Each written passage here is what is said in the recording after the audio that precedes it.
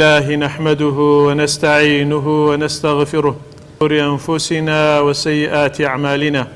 من يهده الله فلا مضل له ومن يضلل فلا هادي له وأشهد أن لا إله إلا الله وحده لا شريك له وأشهد أن محمدا عبده ورسوله يا أيها الذين آمنوا اتقوا الله حق تقاته ولا تموتن إلا وأنتم مسلمون يا أيها الناس اتقوا ربكم الذي خلقكم من نفس واحدة وخلق منها زوجها وبث منهما رجالا كثيرا ونساء واتقوا الله الذي تساءلون به والأرحام إن الله كان عليكم رقيبا يا أيها الناس اتقوا ربكم الذي خلقكم والذين من قبلكم لعلكم تتقون أما بعد فإن أصدق الحديث كتاب الله وخير الهدي هدي محمد صلى الله عليه وسلم وشر الأمور محدثاتها وكل محدثة بدعة وكل بدعة ضلالة وكل ضلالة في النار. لو تاري مرة بيرمتي خواهي قورا باسي هنديك لو هلانا أكين كوا نيوشخينان لمزقوتا أكون ناوي تيبيني أكري كوا هنديك هلاو كمكوريو بشرعي لناو مزقوتا كان أبين ري كهنديك لنيوشخينان أنجامي أدن بوي كوا نيوشكان من وهاتن من بو مزقوت دور بي لهلاو كمكوري وأجرو پاداش من تواو دسكوي إن شاء الله. یەکێ لەو هەڵانە ئەوەیە کاتێک کەسێکەوە دێتە مزگەوتەوە کە نوێژدا بەسراوە بۆ ئەوەی کەوا فریای ئەوە بکەوێت کە بگا بە ڕکوع ئەبینی بە ڕاکەڕاک بە ڕاکردن بە پەلەپەل خۆی ئەکا بەناو مزگەوتە کە ئەمەش نەهی لێ کراوە و هەڵەیە با ئەو ڕکاتت بفەوتێ دواتر بۆ خۆت کە سەلام درایە و ڕکاتەکەت تەواوەکەی ئەجر و پاداشتی تەواوت هەیە لە ئەجر و پاداشتت کەم ناکە مادەم هاتوویتە بۆ مزگەوت تەنانەت ئەگەر فریایش نەکەوی هاتیتە مزگەوت و ئیمام سەلامی دایەوە ئەجر و پاداشتی تەواوت دەست ئەکەوێ بۆیە پێویست بە ڕاکردن و پەلەپەل ناکە. أبي قتادة فرمي بينما نحن نصلي مع النبي صلى الله عليه وسلم إذ سمع جلبة رجال کاتی نوێژمانەکە لەگەڵ پێغەمبەری خوا صلی الله عليه وسلم گوێی لە دەنگ پێی پیاوانێک بوو دەنگ پێیان هات ئەو نە بە پەلە خۆیان کردە ناو مزگەوتە فلما صلى قال ما شأنكم دوای ئەوەی کەوا سەلامی داوە پێغەمبەری خوا صلی الله عليه وسلم هەر شتێکی ببینایە بێشەرعیە ئینکاری ئەکرد فەرمووی ئەوە چیتانە بووە بە پەلەپەل هاتن قالوا استعجلنا إلى الصلاة وتیان بۆیە هاتین بۆی فریای نوێژەکە بکەوین پەلەمان کرد لەبەر نوێژەکە فرمي فلا تفعلوا اشتوا مكان إذا أتيتم الصلاة فعليكم بالسكينة كاتي هاتنا مزقوتوا بهيمني وآرامي لسرخو ورنا مزقوت فما أدركتم فصلوا وما فاتكم فأتموا أو نفريا كوتن بيكن أو إيشي لدستان شو دواتر بوخوتان بيكنوا بپلا پلمين إذا أقيمت الصلاة فلا تأتوها وأنتم تسعون وأتوها تمشون وعليكم السكينة کاتێکە نوێژکرا ئێوە بە پەلەپەل مێن بە ڕاکردن مێن بە هێمنی و ئارامی و لەسەر خۆتان وەرنە ناو مزگەوتەوە ئەو نەی فریا کەوتن بیکەن ئەوەی کە فریا نەکەوتی دواتر بۆ خۆت بیکەنەوە. یا هەیە کە دێ لە دوورەوە ئەڵێ ئین الله مع الصابرین بۆ ئیمامەکە یعنی ئیمام گوێی لێ بێ خوا لەگەڵ ئەو کەسانەیەکەوە ئارامگرن ئەمەد لە کوێ هێنا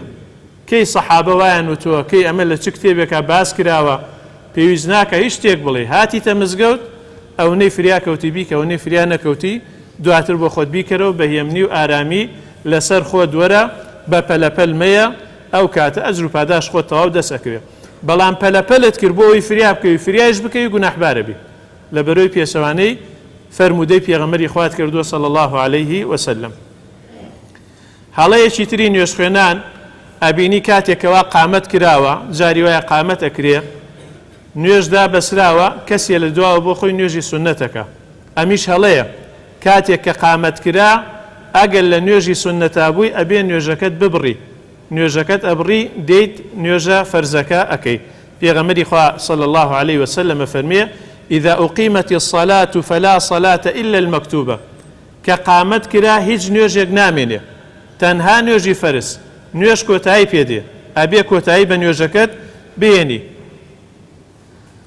عبد الله كري مالكي كري بحيناء فرمي أن رسول الله صلى الله عليه وسلم رأى رجلا وقد أقيمت الصلاة يصلي ركعتين بيغمري خواه صلى الله عليه وسلم بياوشي بيني قامت كرا بياوك نيوجي كرت نيوجي سنة كرت فلما انصرف رسول الله صلى الله عليه وسلم لاث به الناس بيغمري صلى الله عليه وسلم كان نيوجي طواو كرت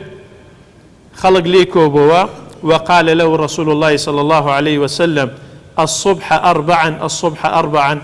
في غمري خواه إنكاري كر لبياوكا كقامت كرا ونيوجي سنتك دور كاد نيوجي سنتك فرمي أو نيوجي بيانيت كرد بسوار نيوجي بيانيت كرد بسوار واتا نيوجي سنت ناميني بفرز بود حسابه وقوا بيانيت شوار كاتف كربية كامش دروز نية بشرعية كواتا قامت كرا أبي نيوجكات نيوجي سنت ببري بيتناو ريزكوا ووتمان جاري وای قامت کراوە نوێژ دابەسراوە لە سەفەکەیە کە لێن یەک دروست بووە لە بەروی کەسێ لە دواوە نوێژی سونەتەکە ئەو سەفا کە لێن و بۆشایی تێ ئەکەوێت. رواية أقيم الصلاة الصبح فرأى رسول الله صلى الله عليه وسلم رجلا يصلي والمؤذن يقيم فقال أتصلي الصبح أربعة قامت كرابو نيوجي بياني في صلى الله عليه وسلم بياوشي بيني نيوجك باندر قامت يكرت أو نيوج يكرت فرمووی ئایا نوێژ بەیانی ئەتەوێت چوار کات بکەی ئەتەوێت نوێژی بەیانی بکەی بە چوار بیگۆڕی ئەوە بە فەرز بۆت حسابە کە قامەتکرا نوێژی سنەت نامێنێ. رواية أنه مر برجل يصلي وقد أقيمت الصلاة الصبح فكلمه بشيء لا ندري ما هو فلما انصرفنا أحطنا به بيغمري خاص عصام بلاي فيها كاتيا بري قامت كرا بۆ نوێژی بەیانی و نوێژی سنەتیە کرد قسەیەکی لەگەڵا کرد نەمانزانی چیڵێ دواتر وتمان پێغەمبەری خوا صلی الله علیه و سلم چی پێت فەرمووی پێمی فەرمووی یوشک ئەن یوصلی ئەحەدکم الصبح أربعة فەرمووی نزیکە یەکێ لە ئێوە نوێژ بەیانی بکات بە چوار کات نابێ کە قامەت کرا ئەبێ یەکسەر نوێژە سنەتەکەت ببڕی بیتە ناو ڕیزەکەوە نوێژی فەرز داببەستی و ئەمە بۆ چوونی زۆرێ لە سەحابەکانی پێغەمبەری خوا صلی الله علیه و سلم و سوفیانی ثەوریە عەبدوڵای کوڕی مبارەکە ئیمامی شافعیە ئیمامی ئەحمەدە ئیمامی ئیسحاقە زۆرێک لە فوقەها ئەفەرمون ئەگەر قامەت کرا ئەبێ نوێژەکەت نوێژی سنەت ببڕی دەست بکەی بە نوێژی فەرز کە قامەت کرا نوێژی سنەت نامێنێ و کۆتایی پێدێ. هەڵەیەکی تری نوێژ خوێنان دواکەوتنە لە نوێژی جەماعەت یا لە ڕیزی یەکەم جاری وایە کەسێ لە مزگەوتی شایە ناچێتە ڕیزی یەکەمەوە کە ڕیزی یەکەم فەزلی خۆی هەیە تایبەتمەندێتی خۆی هەیە. أبي سعيد خدري فرمي أن النبي صلى الله عليه وسلم رأى في أصحابه تأخرا في غمري صلى الله عليه وسلم بني صحابة دواكوتنا لنوجي جماعات فقال لهم تقدموا ائتموا بي ويأتموا بكم من بعدكم فرمي ورنا بيشوا أواني تربع لدوائي ونيوشكن ولا يزال قوم يتأخرون بردوام كسانيك دواءكون زانان أفرمون مبستي صفي كما ريزي كما بردوام كسانيك للريزي كم دواءكون حتى يؤخرهم الله تا خواي جورة دواء نخا وعتال الرحمة خوي دواء بكوي للريزي كم خواي جورة للرحمة خود للرحمة خوي يا لفضل خوي يا لبرسكرنوي بلو بايلا بهشتا يا لعلم زانياري ياخد لسونا بهش لقل بيشانجا كان خواي جورة دواء تخا سونا بهشت الدواء كوي بهوي دواء كوتند للريزي كم كواتا هول بدي كهاتي بونيوجي جماعات ریزی یەکەمت دەستکەوێ زوو بێی بۆی بچتە ریزی یەکەمەوە یا هاتی لە دواوە دانەنیشی بێتە ریزی یەکەمەوە بۆی ئەو ئەجر و پاداشتت دەستکەوێ. لو يعلم الناس ما في النداء والصف الأول ثم لم يجدوا إلا أن يستهموا عليه لاستهموا عليه فەرمی ئەگەر خەڵک بیان زانایە سەفی یەکەم ریزی یەکەم چەندێ ئەجر و پاداشتی تایە پاشان هەمویان ئامادە بوونایە ئەو کاتە تەنها بە قورعە و بە تیر و پشک بکەوتنایەتە پێشەوە تیر و پشکیان بۆیە کرد کە بزانی چەندی ئەجر و پاداشتی هەیە تیر و پشکت بۆیە کرد بۆی ریزی یەکەمت دەستکەوێ. ولو يعلمون ما في التهجير لاستبقوا إليه ولو يعلمون ما في العتمة والصبح لأتوهما ولو حبوا آمادبون بو نيوجكان. وهروها فرمي إن الله وملائكته يصلون على الصفوف الأول خواي قورو ملائكة كان صلوات دن لسر أو كسانيك للريزي كما نيوجكان سەڵاوەتدانی خوای گەورە واتە مەدح و سەنا و ستایشی ئەو کەسانە ئەکا ناویان تێنێ لە لای مەلایکەتە بەڕێزەکان کەوا لە ڕیز یەکەمان نوێژیان کردو. سەڵاوەتی مەلایکە دواتە دوعای خێر، مەلایکەتەکان دوعای خێر بۆ ئەو کەساناکەن کەوا لە ڕیزی یەکەمە نوێژ ئەکەن و ئامادەن کە لە جەماعەتە ئامادەن و زوو دێنە مزگەوتەوە، کەواتە هەوڵ بدرێ زوو ئامادەی نوێژی جەماعەت بن و هەروەها ئەوەشی کەوا هات هەوڵدا ڕیزی یەکەمی دەست بکەوێت. نەوەکو درەنگ بیت و دوای بەسەر ملی خەڵکە باز دەیت و هەنگاو بنێ ئەوە دروست نییە. خۆت زوو بیت بیتە پێشەوە ئەوە ئەجر و پاداشتەکە لەوەیە. یەکێتر لە هەڵەی نوێژ خوێنەکان یا خەڵکانی تر جاری وایە تەکلیفەکەن لە مامۆساکان لە بانگدەرەکان کە شتێکی لێ بزر بووە شتێکی لێون بووە لە مزگەوتەوە بانگی بۆ بکرێ کە ئەمە دروست نییە، هەڵەیە بێشەرعیە، ئەبێ ئەو داواکاریە نەکرێ و خەڵکی ئیحراج نەکەن. ئەبی هورێرە خوای لێ ڕازی بێ فەرمێ گوێم لێ بۆ پێغەمبەری خوا صلی الله عليه وسلم فەرموویەتی من سمع رجلا ينشد ضالة في المسجد فليقل لا ردها الله عليك فإن المساجد لم تبن لهذا. ئەگەر جۆت لێبوو کەسێک لە مزگەوتە بانگی شتێکی ون بوویە کرد، فڵانەشتم لێ ون بووە، ڕەحمەت لەوەی کەوا دۆزیوێتەوە، ڕەحمەت لەوەی کەوا ئەزانێ، کە جۆت لێبوو کەسێ بانگی شتێکی ون بوویە کرد بڵێ دەک خوای گەورە بۆت نەدۆزێتەوە، دەک خوای گەورە بۆت نەگەڕێنێتەوە، نەک بڵێ خوا بۆت بگەڕێنێتەوە. لە بۆچی لەبەرەوەی مزگەوت بۆم شتە دروست نەکراوە. مزگەوت دەستگای ڕاگەیاندن نییە شتێکت لێون بوو بێ لە مزگەوتەوە بانگی بکەیت و بیدۆزیتەوە. مزگەوت شوێنی عیبادەت و خواپەرستی و خواناسیە. بۆیە پێغەمبەری خوا صلی الله عليه وسلم لەگەڵ ئەوەی کەوا ڕەحمەتەن للعالەمین بووە بەڵام لێرە ئوسلوبێکی توند بەکاردێنێ بەوەی کەوا هەر کەسێ شتێکی لێون بوو و لە مزگەوتە بانگی بۆ کرد بڵێ خوای گەورە بۆت نەگەڕێنێتەوە. لە بوڕیدەوە خوای لێ ڕازی بێ أن رجلا نشد في المسجد فقال من دعا إلى الجمل الأحمر پیاوێک لە مزگەوتە حشترێکی سووری لێ بزر بوو لە مزگەوتە بانگی کرد، ڕەحمەتی خوا لەوەی کەوا حشترێکی سووری دۆزیوەتەوە. پێغەمبەری خوا صلی الله علیه و سلم فەرمووی لا وجدته دقت نەیدۆزیتەوە إنما بنيت المساجد لما بنيت له. مزگەوت بۆچی دروست کراوە؟ بۆ عیبادەت و بۆ زیکری خوای گەورە، بۆ قورئان خوێندن، بۆ نوێژکردن، نەک بۆ ئەوەی کەوا بانگی شتی ون بووی تیا بکرێ. بۆیە دروست نییە هیچ کەسێ بانگی هیچ شتێکی ون بوو لە مزگەوتە بکە و داوایش لە مامۆستایان و لە بانگدەران نەکەن کە بانگی ئەو شتە بکە، بەڵکو شتێ شوێنەکان، ڕادیۆکان، تەلەڤیزۆنەکان، ناو بازار، شوێنە گشتیەکان بۆ خۆت ئەگەڕێی خوای گەورە هەر کەسێ شتێکی ون بووە دەستی کەوێ بیدۆزێتەوە، بەڵام بێتە مزگەوت خۆتیش گونەحبارە بی لەوانەیە ئەو کەسێشکەوە بانگت بووە کە ئەویش بامان شێوە گونەحبار بێت. کڕین و فرۆشتن لە مزگەوتە یەکێتر لەو هەڵانەیەکەوە هەندێ لە نوێژ خوێنان ئەبینی لە ناو مزگەوتە مەعمەلە ئەکەن، کڕین و فرۆشتنەکە لەبەرەوەی ناتوانێ بڕە لە دوکان ئەو کەسە ببینێ لە مزگەوت ئاڵێ دەی لە مزگەوت ئایبینم لەوێ بزانم بەچەنە و مەعمەلەی لەگەڵاکەم و لەگەڵیا ڕێکەکەوم، کە ئەمیش بە هەمان شێوە دروست نییە و بێشەرعیە و حرامە. پێغەمبەری خوا صلی الله عليه وسلم فەرمێ إذا رأيتم من يبيع أو يبتاع في المسجد فقولوا لا أربح الله تجارتك. ئەگەر بینیتان لە مزگەوتێکە کەسێک کڕین و فرۆشتن ئەکا ئەوە پێی بڵێن دەک خوای گەورە قازانج نەخاتە ئەو بازرگانیە، لەبەرەوەی مزگەوت شوێنی کڕین و فرۆشتن نییە. مزگەوت شوێنی عیبادەت و خواپەرستیە، نابێ مزگەوتیش بکرێ بە بازار، نابێ کڕین و فرۆشتن و مەعمەلە لە بازاڕە بکرێ، بەڵکو ئەگەر شتێکی وا هەیە ئەبێ بستە دەرەوە لە دەرەوەی مزگەوت ئەو کاتە بۆ خۆت هەرچیەک باسەکەی هەرچیەکەڵێی ئازادی حڕی گونەحبار نابی، بەڵام لە ناو مزگەوتە گونەحبارە بیت و دروست نییە کڕین و فرۆشتن و مەعمەلە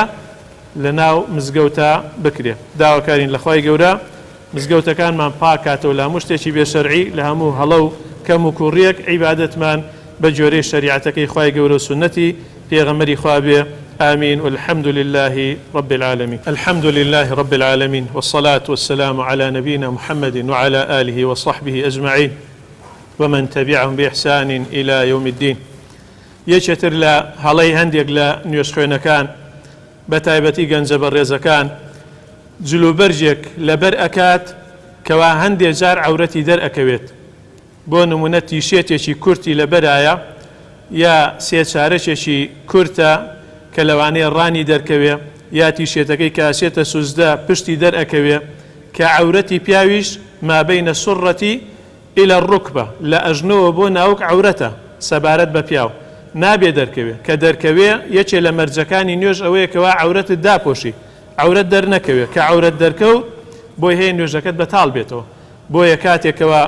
دێنە مزگەوت لە غەیری مزگەوتیشە بێ عەورەت هەر داپۆشراو بێ بە تایبەتی بۆ مزگەوت خذوا زینەتەکم عند كل مسجد ئینسانی مسلمان ئەبێ لە مزگەوتە خۆی بڕازێنێتەوە بە تایبەتی لە ڕۆژی جومعەیە جوانترین جلی پاکترین جلی لەبەر بکە خۆی بڕازێنێتەوە یا هەندێک کەس بە جلی خەوەوە بە تراکسۆدێکەوە بە بیجامەیەکەوە ئەمانە هەڵەیە ئەبێ جلێکی ڕێکوپێک چۆن کە ئەچی بۆ دایرە و فەرمانگەکەت چۆن ئەچی بۆ دەوامەکەت جلوبەرجێکی ڕێکوپێکەکەی ماڵەکەی خوای گەورەش لەوێ کەمتر نیە بەڵکو زیاترە خۆت بڕازێنەوە و هەروەها بە عەورەتیش کەوتمان لەوێ بۆ ئەوێ داپۆشراو بێ بە عەورەت دەرنەکەوێ نوێژەکەی پێ بەتاڵ ئەبێتەوە.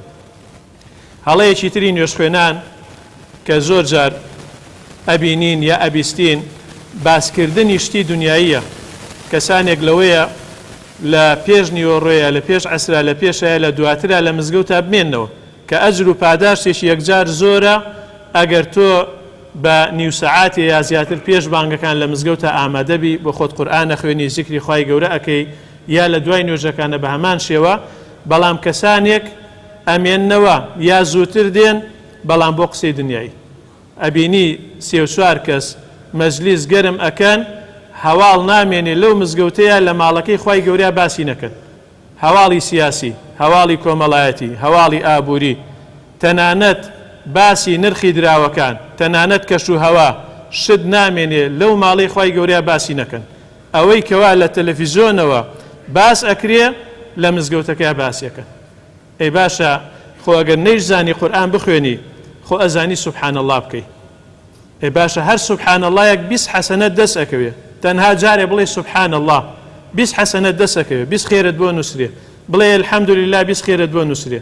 بڵێ الحەمدولله 20 خێرت بۆ نووسرێ بڵێ الله ئەکبەر 20 خێرت ئەخۆمە هەموو کەسێکە زانێ ئەمە خوێنەواری ناوێ ئەمە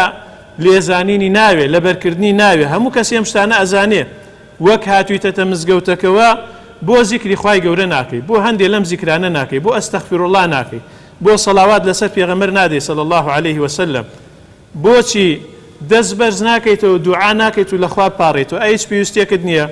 هیچ داواکاریەکت نییە هیچ کێشەیەکت نییە دوعا بۆ خۆت بکەی بۆ ماڵ و مناڵت بکەی بۆ کەس و کارت بکەی بۆ خاک و وڵاتت بکەی بۆ میلەتەکەت بکەی بۆ ئەم مسلمانان لەسەر ڕووی عەرزە دەست بەرز کەرەوە لە خوای گەورە بۆ مردوەکانت دوعا بکەی یعنی هیچ شتێک نەماوە باسیکەی ئیلا ئەم بابەتانە نەبێ بەڕاستی هەڵەیەکی زۆر گەورەیە و تاوانە نابێ ئینسانی مسلمان ماڵی خوای گەورە بکاتە وەکو دەستگای ڕاگەیاندن هەرچی هەواڵێکی بیستی بێ لە مزگەوتەکە بۆ یەکتری باسکەن و هەواڵ بگۆڕنەوە و ئافرەتانیش ئەوانیش بە هەمان شێوە ئەبێ ئاگادار من لە مزگەوتە قسە نەکرێ لە مزگەوتە وەکووتمان تەنها شوێنی عیبادەت و زیکری خوای گەورەیە شوێنی قورئان خوێندنە شوێنی نوێژە شوێنی سەڵاواتە شوێنی دابەزینی ڕەحمەتی خوای گەورەیە ڕەحمەتی خوای گەورە بەدەست بێنە لە مزگەوتە نەک بێیتە مزگەوتەوە گوناحبار بی حیفە ئینسانی مسلمان بێتە مزگەوتەوە لە مزگەوتە توش تاوان بی لە مزگەوتە تووشی گوناح بی لە مزگەوتە تاوانت لەسەر بنووسری حیفە مزگەوت شوێنی دابەزینی ڕەحمەتی خۆیە شوێنی کۆکردنەوەی ئەجر و پاداشتە شوێنی دەستکەوتنی حەسەناتە شوێنی مسۆگەرکردنی قیامەتە نابێ لە مزگەوتە ئەو شتانی کەوا بێ شەرعی بوو ئەنجامی بدەی و ئەبێ خۆتی لێ بپارێزی یەکێتر لەو هەڵانە جاری وایە کەسانێک کە دێنە مزگەوتەوە یەکسەر دائەنیشێ بەبێ ئەوەی کەوا نوێژ بکات ئەبی قەتادەی سلمي أفرمي في غمري خوا صلى الله عليه وسلم فرميت إذا دخل أحدكم المسجد فليركع ركعتين قبل أن يجلس كاتكس إلى وهات مزجوتوا بيج أو يدابني شيء بعد دور كاد نيوشكا تحية المسجد دور كاد تحية المسجد كي بيج أو كوا دابني شيء أجر هاتي تو نيوش دا بس لا ويكسر نيوشكي بلام كاتي نيوشنيا مەیە یەکسەر دابنیشی بەڵکو پێش ئەوەی دابنیشی ئەبێ دوور کات نوێژ بکەی پێغەمبەری خوا صلی الله علیه و سلم ئەمری کردو هەیە لە زاناکان تەنانەت بە واجبی دانەوە ئەوەی شاڵێ سنەتە ئەگەر سنەتیش بێ ئەو سنەتە لە دەستخۆت نەدەی ئەمرەکەی پێغەمبەری خوا صلی الله علیه و سلم جێبەجێ بکەی دوور کات نوێژ کەم نییە دوور کات نوێژ بۆ قیامەتت یەکجار زۆرە لەوانەیە بەو دوور کاتە نوێژە تای ترازوی کردەوە چاکەکانت قورس بێ بەهۆیەوە بچیتە بەهەشتەوە ئینشاء الله ئەمە هەندێک لە هەڵە و کەم و کوڕیەکان و هێشتا زۆرێتر لە هەڵەکان ماوە ئینشاء الله لە وتاری داهاتوو ئەگەر خی گەورە تەمەندا باسییان نەکەین داواکارین لە خی گەورە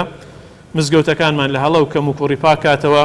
یا ڕەبی خوایە نوێژ و عیبادەتمان لەسەر سنەتی پێغەمبەری خوا بێ صلی الله علیه وسلم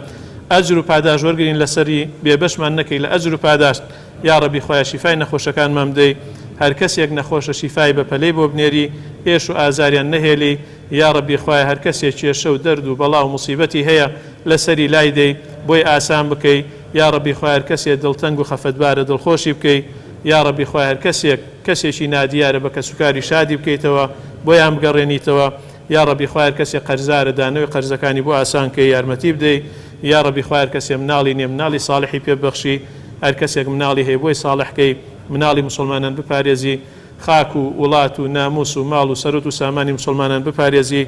یا ڕەبی خوایە وڵاتمان بپارێزی وڵاتی مسلمانان بپارێزی لە شەڕ و ئاژاوە لە کوشتار و خوێنڕێژی لە دەرد و بەڵاو نەخۆشی و ناخۆشی یا ڕەبی خوایە ئەمن و ئاسایشمان پارێزی زیاتر بەرقەراریکەی لە دەستی داگیرکەران بمان پارێزی یا ڕەبی خوایە ڕەحمەت و بەرەکەت و میرەبانی خۆت بڕژێنی بەسەرمانە هەر مسلمانێک ئیشێکی بە تۆیە لە سنووری شەرعا یا ڕەبی خوایە بۆی جێبەجێ بکەی بۆی ئاسان بکەی آمين والحمد لله رب العالمين وصلى الله وسلم على نبينا محمد وعلى آله وصحبه أجمعين يا أيها الذين آمنوا إذا نودي للصلاة من يوم الجمعة فاسعوا إلى ذكر الله وذروا البيع ذلكم خير لكم إن كنتم تعلمون